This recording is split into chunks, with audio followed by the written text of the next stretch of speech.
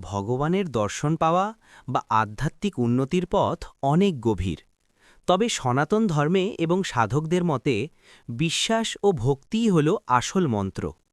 তবুও বিভিন্ন পথে ভগবানের সান্নিধ্য পেতে নিচেরই প্রভাবশালী মন্ত্রগুলি জপ করা হয়।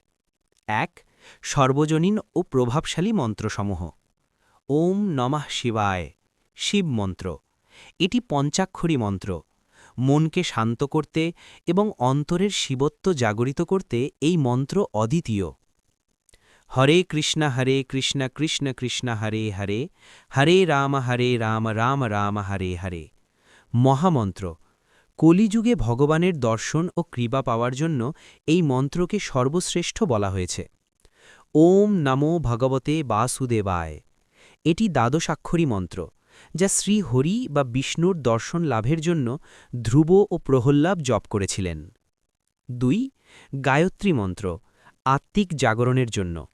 বুদ্ধি ও চেতনাকে শুদ্ধ করে সরাসরি পরমাত্মার সঙ্গে যুক্ত হতে গায়ত্রী মন্ত্রের তুলনা নেই। ওম ভূর্ভুবঃ স্বঃ তৎসবিতুর্বরেণ্যম ভর্গো দেবস্য ধীমহি ধিয়ো ইয়ো নঃ প্রচোদয়াৎ। ভগবানের দর্শন পাওয়ার ৩টি শর্ত মন্ত্রের চেয়েও বড়। শুধুমাত্র যান্ত্রিকভাবে মন্ত্র জপ করলেই দর্শন মেলে না। মহাপুরুষদের মতে ৩টি বিষয় জরুরি। ১. একনিষ্ঠ ভক্তি। ঠাকুর শ্রী রামকৃষ্ণ বলতেন, মানুষের জন্য যেমন কাঁদো, ভগবানের জন্য কি তেমন এক ফোঁটা চোখের জল ফেলেছ? সেই ব্যাকুলতা থাকলে মন্ত্র দ্রুত কাজ করে। ২. পবিত্রতা। মন এবং বাক্য যেন শুদ্ধ থাকে। কারো ক্ষতি না করা এবং সত্য পথে চলা মন্ত্র জপের শক্তি বাড়িয়ে দেয়। ৩. ধৈর্য ও বিশ্বাস।